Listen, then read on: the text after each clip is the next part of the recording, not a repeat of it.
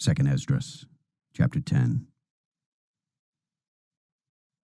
And so it came to pass that when my son entered into his wedding chamber, he fell down and died. Then we all turned off the lights, and all my neighbors rose up to comfort me. So I took my rest to the second day at night. And it came to pass, when they had all stopped comforting me, to the end I might be quiet, then I rose up by night and fled, and came here to this field, as you see.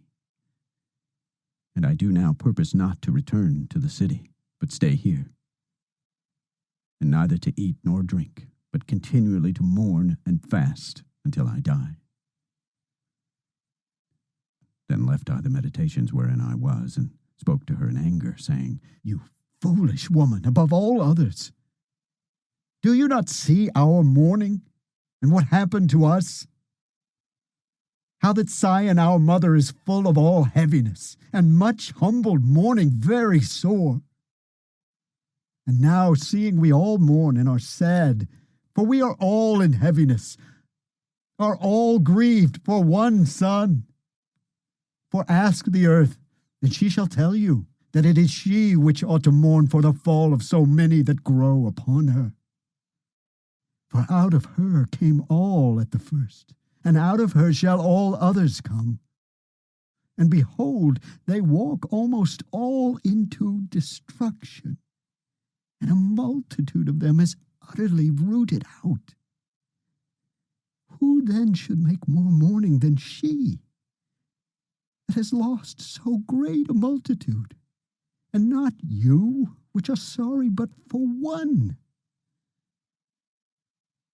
But if you say to me, My lamentation is not like the earth's, because I have lost the fruit of my womb, which I brought forth with pains, and bore with sorrows, but the earth not so, for the multitude present in it according to the course of the earth is gone as it came, then I say to you, just as you have brought forth with labor, even so the earth also has given her fruit, namely man, ever since the beginning to him that made her.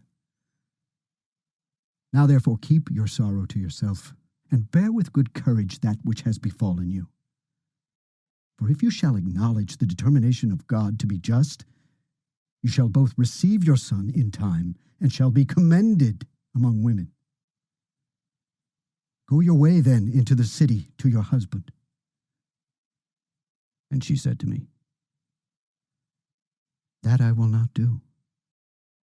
I will not go into the city, but here will I die.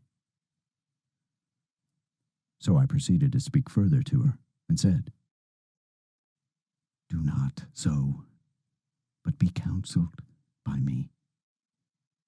For how many are the adversities of Sion? Be comforted in regard to the sorrow of Jerusalem.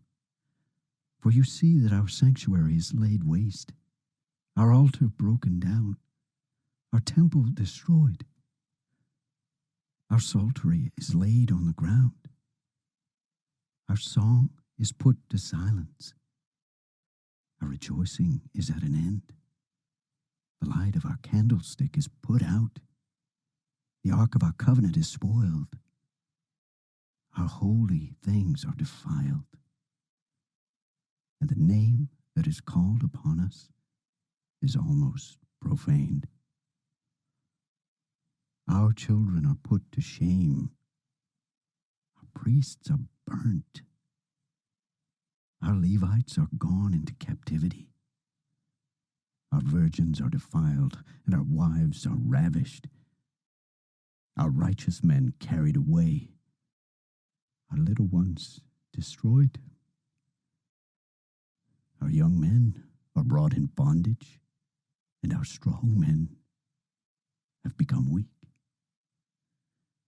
And which is greatest of all, the seal of Sion has now lost her honor, for she is delivered into the hands of them that hate us. And therefore shake off your great heaviness, and put away the multitude of sorrows, that the mighty may be merciful to you again, and the highest shall give you rest and ease from your labor. And it came to pass, while I was talking with her, behold, her face, all of a sudden, shined exceedingly, and her countenance glistened, so that I was afraid of her, and wondered what it might be. And behold, suddenly she made a great cry, very fearful, so that the earth shook at the noise of the woman. And I looked, and behold, the woman appeared to me no more. But there was a city built, and a large place showed itself from the foundations. Then I was afraid, and cried with a loud voice, and said, "Where is Uriel the angel, who came to me at the first? For he has caused me to fall into many trances, and my end is turned into corruption, and my prayer to rebuke." And as I was speaking these words, behold, he came to me, and looked upon me. And lo, I lay as one that had been dead, and my understanding was taken from me. And he took me by the right hand, and comforted me, and set me upon my feet, and said to me, "What ails you? And why are you so disquieted? And why is your understanding troubled, and the thoughts of your heart?" And I said, "Because you have forsaken me. And yet I did according to your words. And I went into the field, and lo, I have seen, and yet see, that I am not able to express." And he said to me, "Stand up manfully, and I will advise you." Then said I, "Speak on, my lord. Only forsake me not, lest I die frustrated of my hope.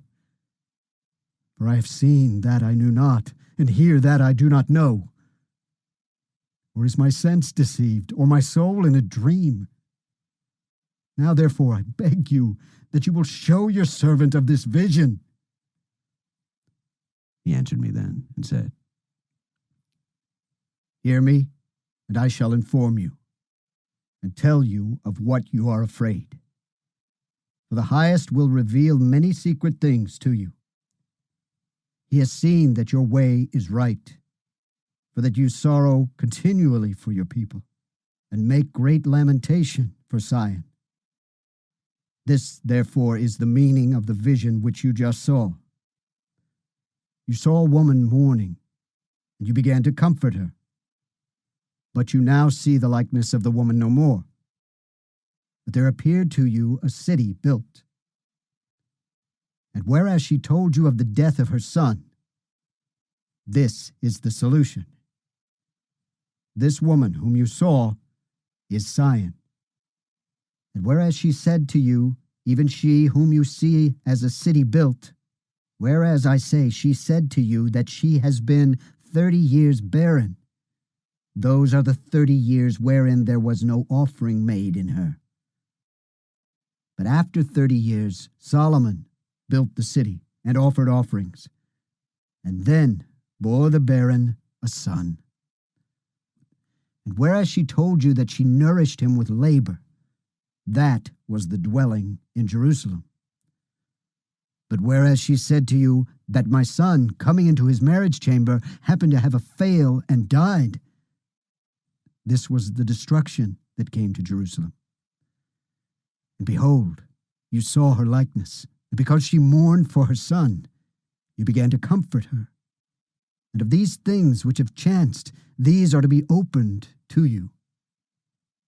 For now the Most High sees that you are grieved unfeignedly, and suffer from your whole heart for her. So has she showed you the brightest of her glory, and the comeliness of her beauty. And therefore I bid you remain in the field, where no house was built. For I knew that the highest would show this to you. Therefore I command you to go into the field, where no foundation of any building was, For in the place wherein the highest begins to show his city, there can no man's building be able to stand. And therefore fear not, let not your heart be afraid, but go in and see the beauty and greatness of the building, as much as your eyes are able to see. And then shall you hear as much as your ears may comprehend. For you are blessed above many other, and are called with the highest, and so are but few. But tomorrow at night you shall remain here, and so shall the highest show you visions of the high things, which the Most High will do to them that dwell upon the earth in the last days. So I slept that night, and another, just as he told me.